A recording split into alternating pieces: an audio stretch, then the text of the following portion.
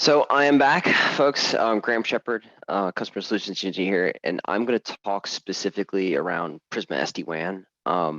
What I'll do is I'll leave the Q&A up. So if you've got questions as I'm going through this, please put them in there and I'll try to answer them in line as I'm going through the deck. I do have 4 or 5, probably more like 7 or 8 slides here, but really just to set the stage, and then I will go into a live demonstration and walk through the portal and obviously go in any direction that folks may be interested in, but give you a real look and feel of how Prisma SD-WAN is deployed, the activity and analytics tab you're going to see there for the rich metrics and application visibility, and then just the overall solution. So just a quick recap, right? These are sort of the 3 main highlights that I think you're going to start to see out of this next-gen SD-WAN SASE solution here, right? Application defined, meaning we want to be able to write policies based on our applications, right? Remove the complexity of routing and everything that comes with having to build that fabric. Autonomous in nature, right? Leveraging machine learning, AI to be able to provide a better overall operation experience and intelligence on what's happening with the solution. And then a cloud delivered branch, right? All handled from our cloud controller, and how we do integration with other systems via our cloud blades is obviously a critical component. And I'll touch based on all 3 of these. So you will hear, obviously it's called Prisma SD-WAN, right? The rebranding of CloudGenix. And of that, we use our Ion family appliances for connectivity. So you can see at the bottom, we have a variety of different models of Ions, right? All the way from small branches to large branches to DCs, as well as to virtual Ions, right? These virtual Ions can also be run in public clouds, AWS, Azure, GCP. We have many different locations and deployment models for them. But from a quick perspective, right, these are the different models we have from a deployment. And when you deploy these Ions, right, it's a true zero-touch provisioning, and I'll walk through that. But basically, we have 2 modes you can deploy these in. They're either deployed in a branch or a data center. Now, the reason I'll just touch base on this real quickly is because the way we deploy is a little differently, and it makes it very seamless to integrate with existing environments. So from a data center perspective, the key thing I'll say here is we get deployed off path, meaning in any data center, we can easily integrate, deploy to the side of your existing equipment, and be able to bring in and provide aggregation to all the branches that you have connectivity in, right? So it's not only about providing that aggregation and the connectivity to resources there in the data center, but it's also providing a transit point if you want to be able to do egress internet traffic from that DC, right? And we can look at different models on how that's done. So data center is one deployment model, right? And then the other option we have from a deployment perspective is if we want to deploy these DCs in actual virtual data centers, right? So think about AWS, GCP, Azure. All of these can be deployed, and using our cloud blades, we can automate the deployment of these public clouds. So with a push of the button and some configuration information in our cloud blades, and I can show you that, we can deploy virtual Ions into those environments to provide you a true seamless SD-WAN connectivity into those private clouds that you might run. Right? And so we see more and more of this as customers are moving out of physical DCs or have hybrid DC deployments that they want. That's all part of their SD-WAN fabric to create a seamless and great end user experience for their branch users to get connectivity to those applications. Now, the other option, right, is to deploy as a branch, right? And so with a branch, there's a couple of unique things that I want to discuss. So on the left, you see just a branch deployment. You could have MPLS, right? We have many customers that are moving from MPLS or want to do hybrid to others that have already migrated off MPLS, and they're on their second phase of SD-WAN, meaning they've done Gen 1, but they're really looking for a SASE delivered solution. They're looking for more intelligence out of their SD-WAN platform, and now they're going dual DIA, broadband, or even to the point of LTE connectivity as well as a primary connectivity option. But the one unique thing about the Ion hardware is this concept of what we call fail-to-wire cards, right? In most SD-WAN deployments, right, if you want active circuits or redundancy, they'll often put a switch in front to be able to bring that ISP connection into both boxes. Well, in our branch deployments, we actually run active standby, but we're able to bring in redundant circuits via these failed wire cards, which gives us the ability to have complete circuit availability, even if an ion fails. Meaning if I was to lose ion 1 here from a hardware perspective, like I lose power, I actually don't lose that ISP circuit. That ISP circuit will automatically run through ion 1, even without power, to ion 2, and I'll keep full circuit redundancy, right? And it's something unique in having these failed wire cards. So it allows us just to reduce the complexity of the branch, not require a switch, but still give customers the ability to have that full circuit capacity during failures. The other big concept is that, and you'll see this as the demonstration, is this is a different approach. Don't get me wrong, I've got a couple CCIEs. I love, in the back day, command line and doing all the routing, but we truly are trying to simplify and abstract routing complexity with this solution. So in the case with our solution, you're going to see branch ions and DC ions. We give them the information they need specifically for them, meaning we do things like, what is the circuit capacity on each site? What are the local LAN IPs, the WAN IPs? But when it comes to the policies on how we handle path, QoS, NAT, and security, all of that is abstracted from the device itself, and that is put up in these security policy stacks, right? And we reference that and bind these sites. So we completely simplify how we deploy these policies, and allows us to easily roll out sites and make changes, company-wide, without significant configuration or complexity for you to have to manage. So I did see one question come in terms of, does the Ion support jumbo frames? The Ion does not support jumbo frames today. The other question, we can look at a demonstration in terms of full mesh, right? The Ions, the Prisma SD-WAN solution by default is deployed hub and spoke, so branches will connect to data centers. But if you want to create partial and full meshes, you can do that as well within the configuration, and I can show you how that's done. Now, applications are critical, right? So in order to identify applications, it's extremely important. And one of the things we're enhancing is in the upcoming release this month, actually be out probably early next month, is the unification of App ID. So all the application identification that you get within PANOS today is coming to Prisma SD-WAN and being unified. But one of the things that is going to stay is our unique ability to add custom application identification, right? Because we need to be able to understand those apps in order to write path, QoS, and security policies in order to handle them. But it's a key component because we are application defined, right? We're looking at more than this forwarding protocol, and we leverage that information to make intelligent forwarding decisions. When it comes to path selection, right, this is where we sort of go and beyond. It's not just looking at a bookend, hey, what is the latency loss and jitter between two circuits, right? It's looking at much more than that. It's looking at the application capabilities. It's looking at the TCP initialization success, the round trip latency. All that information can be taken in to make intelligent path forwarding decisions. In addition to that, it's aware in terms of NAT boundaries. It can even solve for asymmetric routing problems, right? So once again, we completely are removing the complexity of routing when it comes to that SD-WAN fabric, and we're going to allow you to write very much business-driven policies for how you want your applications to be handled.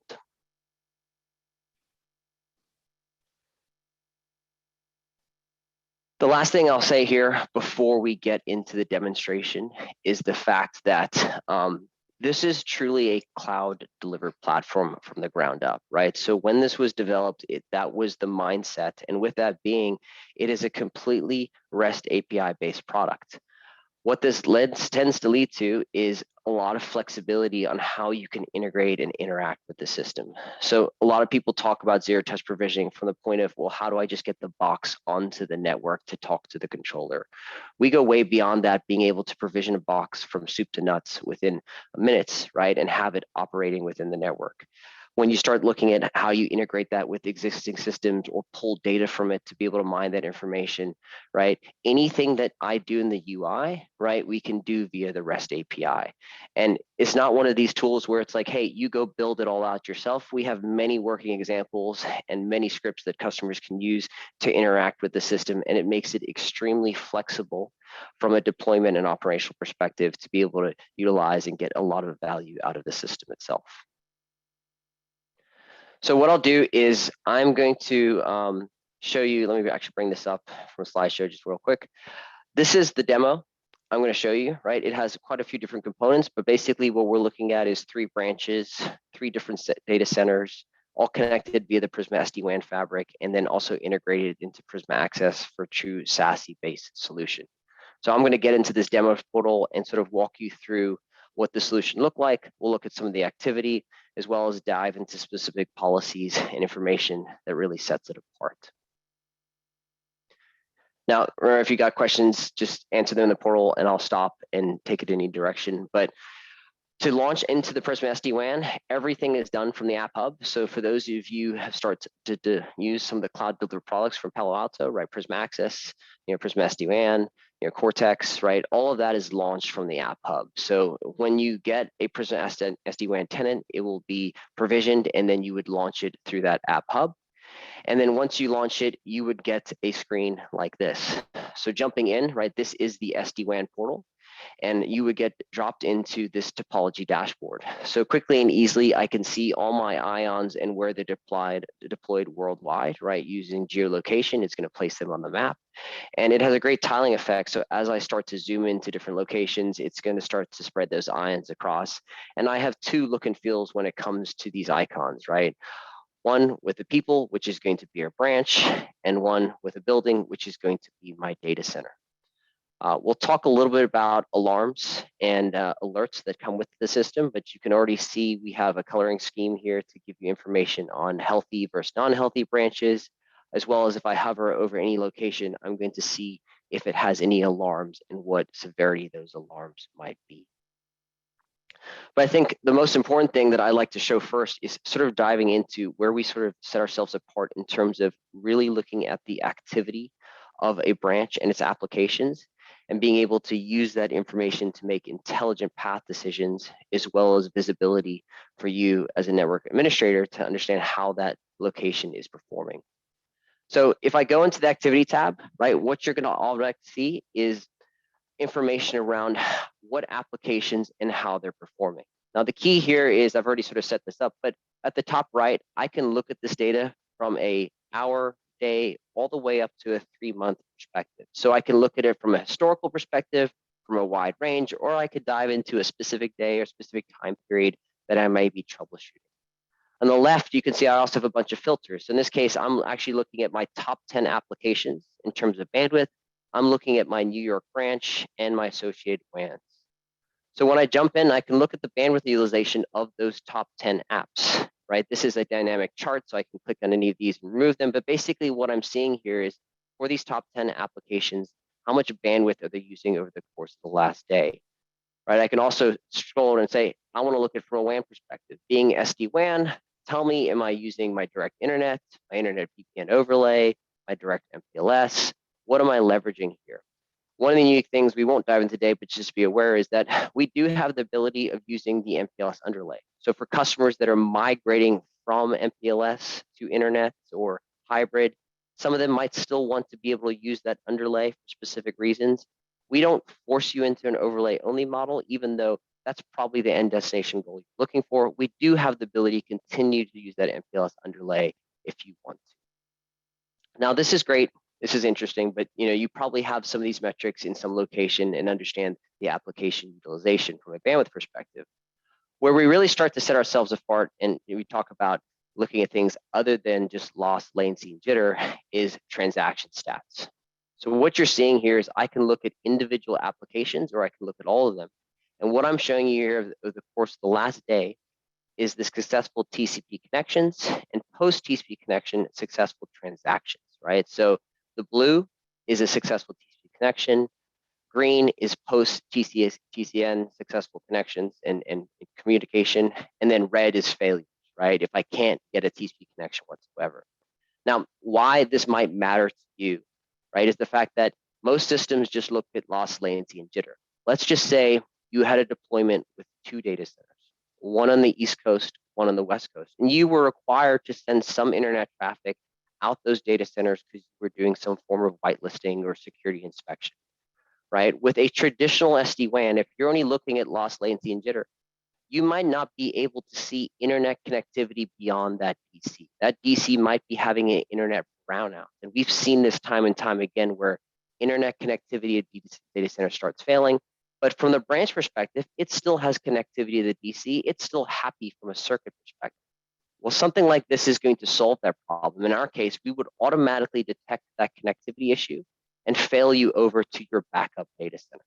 Because what we're looking at here is the connection from the client to the server, right? Not just to the destination data center or circuit, but all the way to the destination application. And we're tracking this on a per application basis. And we're also going to give you the information to understand where we're seeing transaction failures. So in this case, we now have information for this OneDrive application, which servers are actually having failures from a connectivity perspective. So just one clear example on how we're tracking each individual application flow, and we're looking at more than just layer 3 metrics, but layer 7 data to make intelligent path forwarding decisions. So this is happening for every flow that goes through the system. And we can take this data and we can extrapolate it, saying we know we see some connection failures here from a red perspective. And we can look at it from an overall app health, right? If I take that same application and I look at it across the 1-day view, I can see overall it's healthy. And what that means is I have at least one path available to reach the LVs within OneDrive. But I can start looking at my underlying connectivity and where I may be having problems. So here you can see my standard VPN, right, which is actually up to Prisma Access. The red means I'm having no connectivity, meaning I'm not able to reach a single destination prefix. Where partial means I'm having connectivity to some destination prefixes in OneDrive, but others not. So the key here is being a self-driven, self-healing WAN, right? We are going to move these bad connections to healthy paths. So in this case, our private WAN VPN connectivity. So overall, the end user is happy. They're going to get a good connectivity, but we're showing you where we're starting to see connectivity problems. And during these connectivity issues is when we actually now start generating synthetic traffic to these destination applications.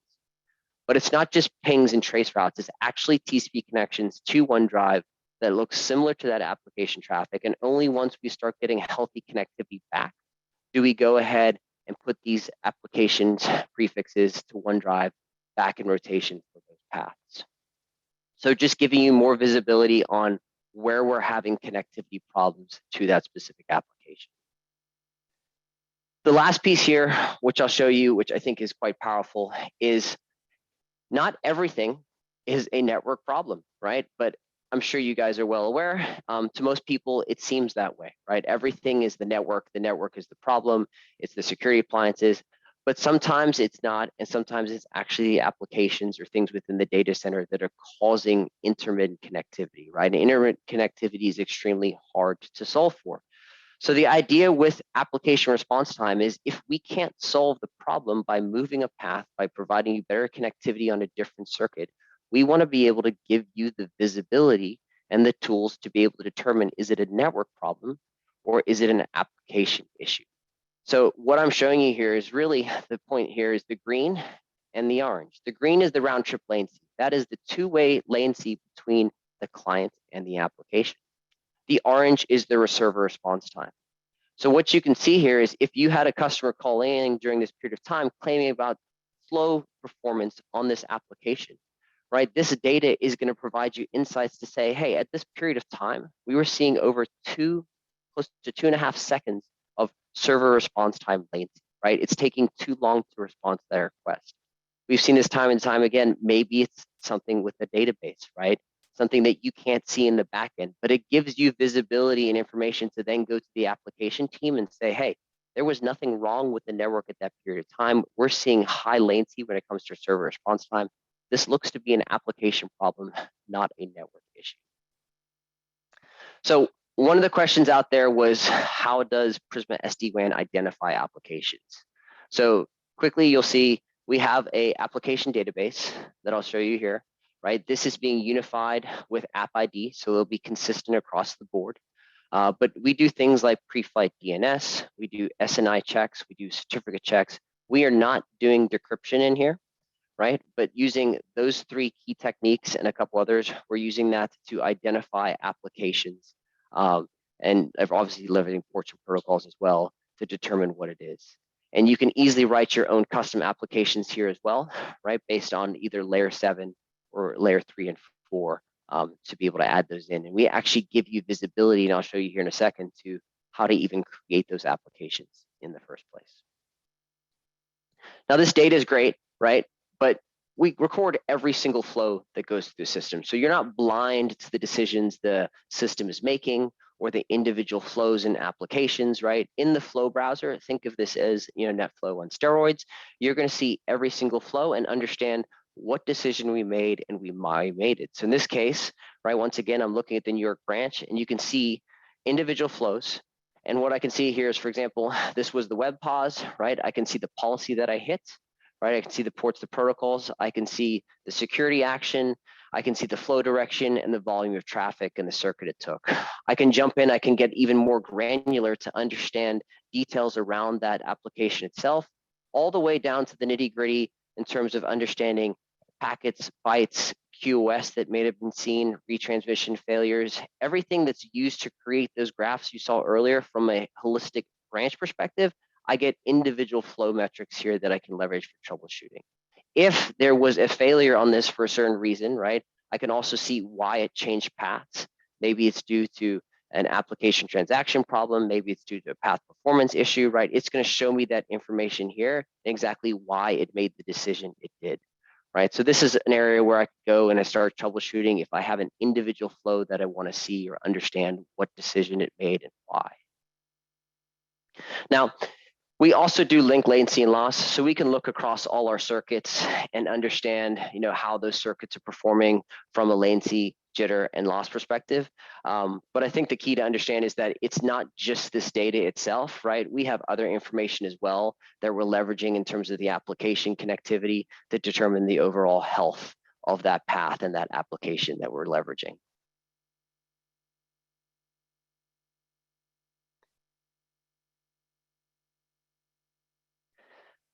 So if I go back to the topology page here, let's take a step back just for a second and talk about how we might bring an ion into play, right? So when you get Prisma SD-WAN, we would load all the ions into your site and tenant, and they all show up as unclaimed. So we have a secure claiming process. Is when you get these ions, you can ship them direct to your location. You can plug them into the internet or into any location that you could get a DHCP internet connectivity, and they'll automatically register into the controller. At that point, we've got a secure claiming process where you can claim them, and it actually does a 2-certificate authentication, and then they will show up in the portal here for you to provision. Right, so it's a true zero-touch provisioning process, and from there you can go ahead and use the GUI or our Python SDK provisioning tools to provision these sites, whether it be a branch, data center, or Azure, it doesn't matter. Once they're provisioned, right, these sites will show up here, and you can see how we bind individual ions to those sites, and we can do configuration on an individual site basis. So if I just go into New York, what you can see is from a New York perspective, right, I specify my internet circuits, my MPLS circuits, and the key being here, what I want to show is the fact that we have these policies, right? These policies are bound to a site, but they're not configured within a site. So whenever I was talking earlier, as we have this level of abstraction, right? We're going to see how we build these policies and how we easily bind them and extract them from an individual device perspective. So it's not like I've got this config template on this device where I have to replicate path QoS time and time again. This information here is all abstracted from the device itself to really simplify the overall configuration. The system will automatically go ahead and establish the tunnels to all the DCs, right? So you never have to worry about the configuration of these VPN overlays or connectivity. The moment you create your circuits and you tell the branch it has an internet or it has an MPLS, this overlay fabric automatically gets created. If you decide that you want full mesh or partial mesh, you can easily come in here and you can add those links to create that connectivity. But that is something you don't have to worry about how to set up routing, how to set up the VPN IPsec tunnels. That is going to be completely handled by the controller in a secure fashion with hourly key rotations, right? And makes it very easy for you to deploy and manage. When it comes to actually how the system handles from a path, QoS, security, and NAT, all of that is abstracted in these policies. And you can build this out prior to you ever rolling out a branch or a data center, right? This information is abstracted here, and you just bind sites to it based on how you want them to handle those applications. So remember, a flow comes through the ION. We first and foremost identify what application it is, and then based on that application, right, I'm then able to classify it and determine how I want to handle it from a forwarding perspective, from a quality of service, right, NAT, security, you name it. So I'll pause there. I think there's a question too. Someone asked, can Prisma SD-WAN be used by organizations that are still 90% on-prem to see NetFlow data? So there's nothing forcing you to necessarily move to a SASE-based approach or have a public cloud deployment. I mean, you can use Prisma SD-WAN as traditional SD-WAN with physical data centers, branches, and every application still living with on-prem, right? The activity tab provides you a ton of data. You can also, though, if you want to, you can offload NetFlow records directly into your NetFlow collector or syslog. That's still available, but obviously we're providing a ton of visibility, not necessarily there to replace all functions of a network monitoring tool, but to replace the majority of functions that most customers use today. Now, here's an example of a path policy, and this is where I said we truly are trying to simplify how we route and how you interact with the system for how you want applications to be handled. So an application policy could be as simple as 2 default rules, right?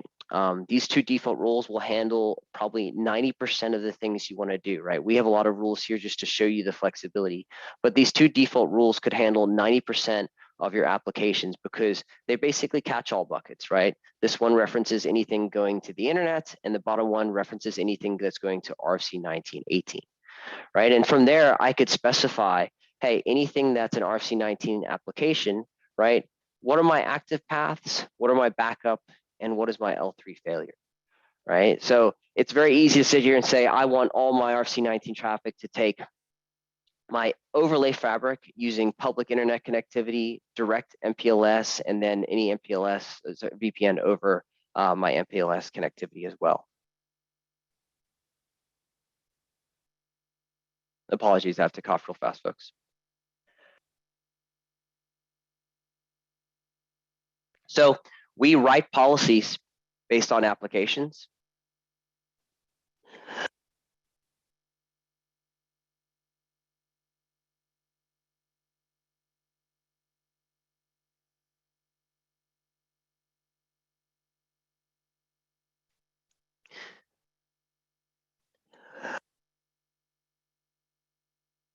Hey folks, sorry, I'm gonna step out for 1 minute. I have a bad cough, so hold on 1 second.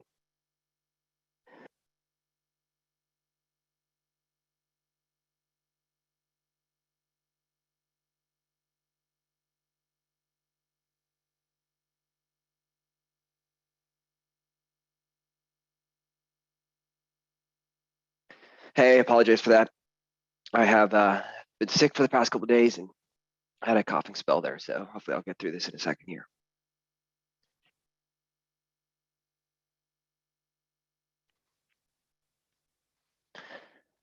All right, so what you're looking at here is how we define application paths, right? So everything is done based on an application definition. And here we see our policy definitions. And at the bottom, and I apologize, guys, I need to step out for 2 minutes. I can't get this out of my throat.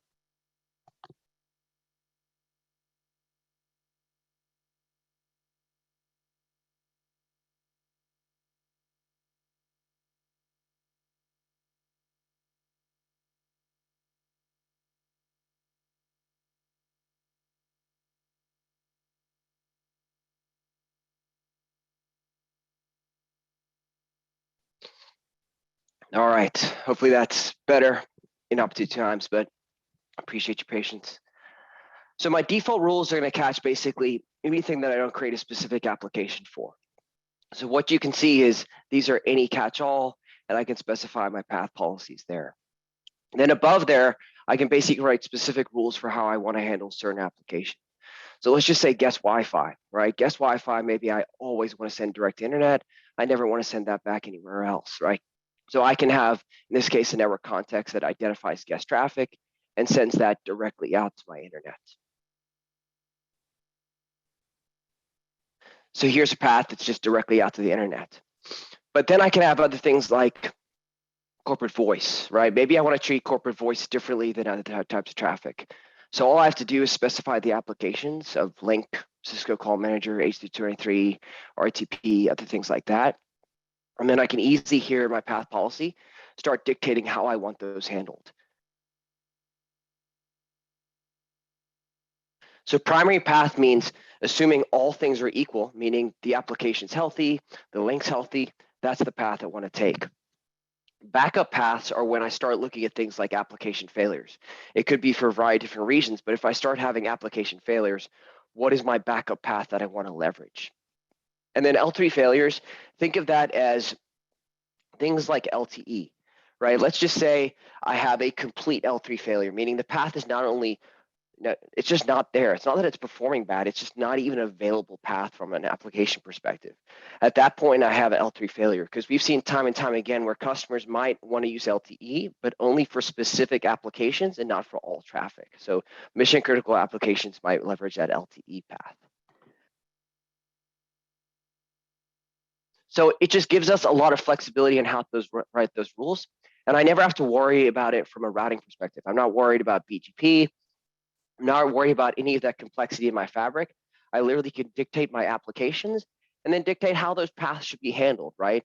Do I prefer internet? Do I prefer MPLS? How do I want to treat my LTE? If I've got dual broadband, right? Maybe I want everything to be an active and say, hey, based on the available bandwidth, use the best path that you got there, right? Very flexible to do. So even though I show you here a bunch of different rules to just show you the capabilities we have, right? You might deploy this with 3 or 4 rules and be done, right? Very simple. And oh, by the way, this is all abstracted. So any configuration change I make here is going to replicate to any branch that's being applied to this path policy. Same thing happens from a quality of service, right? I dictate my applications.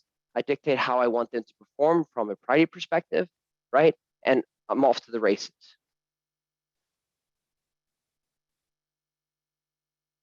So when we talk about abstraction and simplicity, right, this is one of the big values in the fact that we're able to make these changes and roll this out with speed and consistency, right? When I deploy sites, I'm really focused on, well, what's the connectivity for that site, right? In a data center, it's what circuits do I have coming in, right? Private or public, right?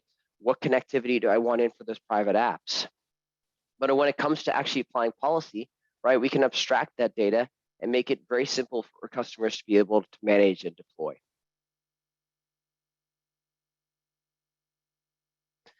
Now, a couple of things I'll also show you here is the fact that cloud blades play a huge role, right? You can see a bunch of different cloud blades we have, and these are all different integrations to other systems, right? Whether it be ServiceNow from a ticketing perspective, whether it be email notifications, or the ability to deploy into AWS with a transit gateway, right? These are all things that can be added into your tenant. You don't have to deploy and install additional hardware or virtual machines, right? These integrate with the APIs into these systems to create connectivity. One, for example, here is the Prisma Access for Networks with Cloud Manager. So this will automatically create connectivity into Prisma Access from your locations. So if we go back here and let's just take a look at one of these branches, right? One of the things we wanted to do is create connectivity. I think it's actually, sorry, the other one here. Into Prisma Access, right, to be able to offload internet traffic, right, into that secure SASE fabric. And so here you can see this configuration is automatically completed by that Cloud Blade. Just by doing a tag within the system, I can tell it and it'll automatically create these VPN tunnels into Prisma Access, not only from the Prisma SD-WAN perspective, but within Cloud Manager. So all that configuration operational complexity really gets taken off your plate. And then from a path policy, you can easily dictate which traffic do you want to go ahead and send up to Prisma Access. So I'll answer a question here. Sorry, I was coughing and missed these. So are we able to apply these policies to a user group? So today, no, policies are not applied based on user group, right? We don't take user data or group to IP mappings, right? This is based on applications, right? As well as you can add additional context such as network context, source and destination prefixes to make path decisions. But predominantly, most folks are leveraging applications to make those decisions. I can show ADEM here in a second. If you give me a minute, I'll show that as well at the end, and how ADEM is integrated as well. It's actually thrown through our ADEM portal. But what you'll see here in the dashboard is actually, it'll show you that the ADEM integration is done. And we have 4 out of our 5 branches that are participating in ADEM. And I'll show you where that data is. So the ION itself, generally, I do not see deployed behind a firewall. I would always see an ION deployed in front of a firewall. Now, in many cases, customers are removing the firewall altogether, and they're leveraging the ION with its layer 7 stateful segmentation inspection firewall, right? You can see here, we're able to do this with zones and security stacks. Now, this is not an advanced URL threat-based firewall, right? It's a stateful segmentation firewall, but it really goes into play with what are you trying to accomplish? What is your branch transformation? And then maybe the integration with Prisma Access for a true SASE-based solution. So zone-based firewalling is capable of the ION, but if you wanted advanced security inspection and you wanted to keep an existing firewall in play, you could put that southbound of the ION. And then generally what I see customers do is do a no-NAT and have the ION still have visibility into all the source and client traffic and make the intelligent forwarding decisions for it.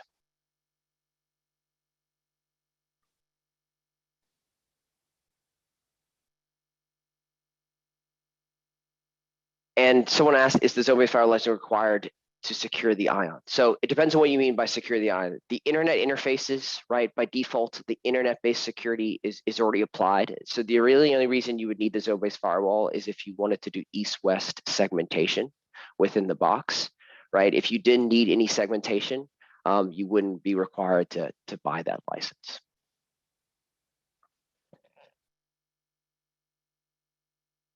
So a couple other things I'll show you from an operational perspective is that you'll see here, right? I'll go back and I'll just show in.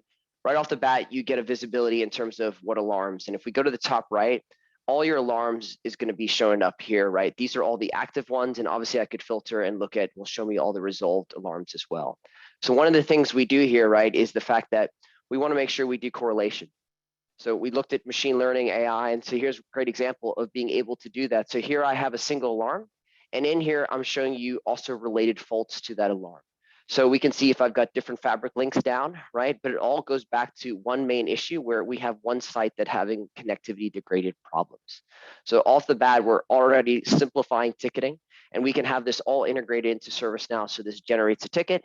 If it automatically gets resolved, automatically remove that ticket from the system altogether. Right? There's options to do that within the ServiceNow Cloud-Blade configuration. But we're going to bring that to your attention, as well as you can see, we're going to have a different view within the topology to understand there's an alarm happening within the system.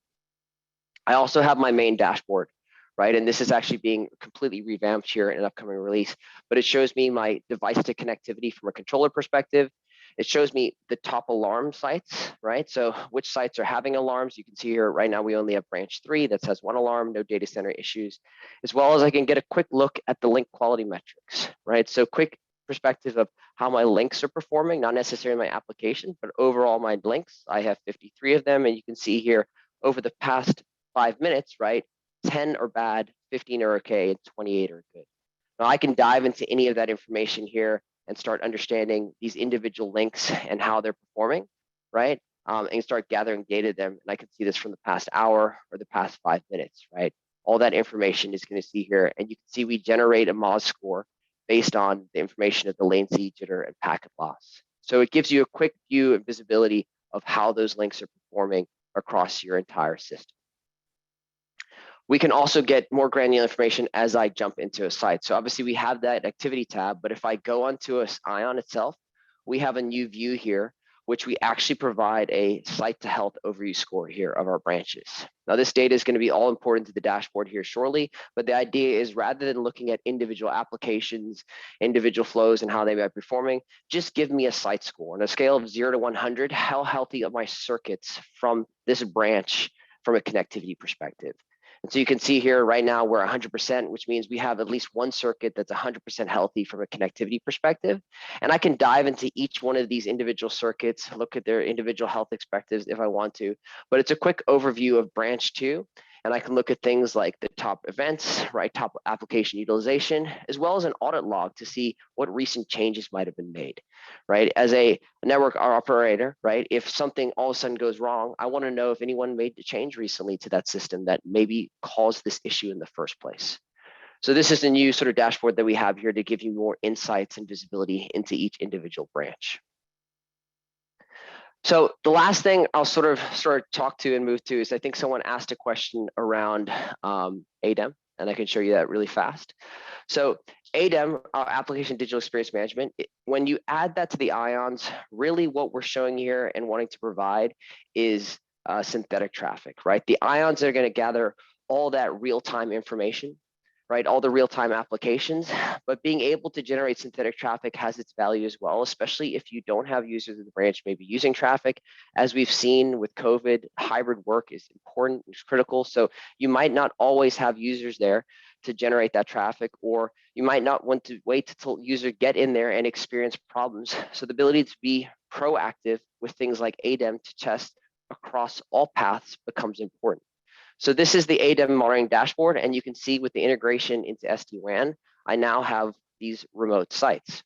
So the remote sites, you can see I've got branch 3, branch 1, branch 2, and branch 4, and they'll show me, in this case, their overall application experience score, right? And so if I jump into one of them, what you'll start to see is then it'll show me this is for their overall experience, but then I have 3 applications that I'm monitoring from that site. So Dropbox, Office 365, and Salesforce. And you can see based on the path policy, it's also going to show me whether it has active paths or backup paths and how each one of those paths are performing. So it's not just checking the active path, but it'd also be checking the backup path to see if that is also having a good experience. And for those wondering, it's doing not only end-to-end application performance testing, but as well as network testing as well to sort of understand the path utilization and how we're getting connected into Prisma Access. So it really brings this whole thing back together where it gives us visibility on not only live real user traffic, but also then synthetic traffic for key applications that we want to monitor at all times to give a proactive experience, as well as maybe give our network administrators or IT ops a quick place to go look to see overall, right, how are our remote sites handling without having to jump into individual one or look for individual applications and troubleshooting that they might want to do on a day-to-day basis. So what I like to finish off here is just kind of go back, right, and the fact that within Prisma SD-WAN, right, the 3 things I sort of talked about is, application defined, right?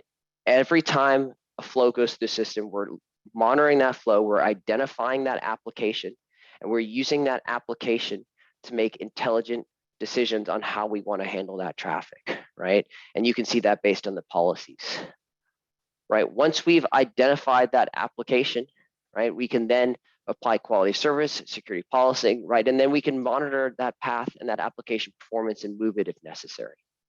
The second piece is autonomous. This is a true zero-touch provisioning. So as your IONs get deployed into your tenants, right, you can ship them directly to site, you can bring them on board, and you can easily then start provisioning them, right, without ever having to console into that box.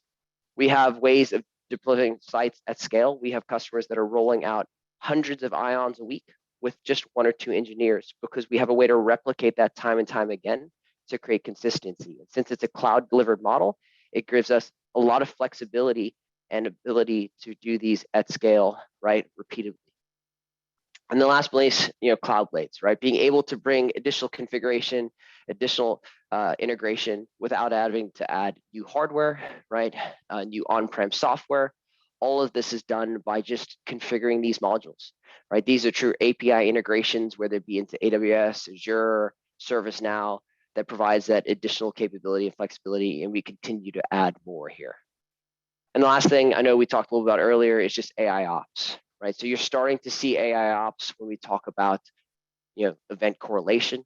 Another thing we didn't get time to talk about is machine learning in terms of bringing you statistics of saying, hey, we are seeing circuits that are being degraded continuously. We're seeing excessive packet loss. We're seeing bandwidth start to increase where you might run out of capacity. These are things that are out today, but more and more things are going to be coming in the future to really provide you visibility into the metrics we're already gathering to give you insights on how the network's performing, not only today, but how it's going to look in the future and how we can help solve problems before they even occur. So with that being said, I think we've got another minute or two. I'll answer any other questions. And I think Tom's post online, does Prisma SD-WAN utilize user ID from Prisma Access and Strata? So today the answer is no. So coming in the 6.01 release, which is slated for the end of this month, early June, is we are bringing a unified application database. It really provides us a foundation and building block to add on. So when you think Prisma SD-WAN, truly we're thinking the end-to-end SASE architecture. So what comes next, right, is sort of to be determined here in terms of what I can speak to, but I can say there's looks and discussions on how we can continue to make that integration tighter, right? But by having a unified application database, we're talking the same language, and now it gives us that platform to make these additional changes.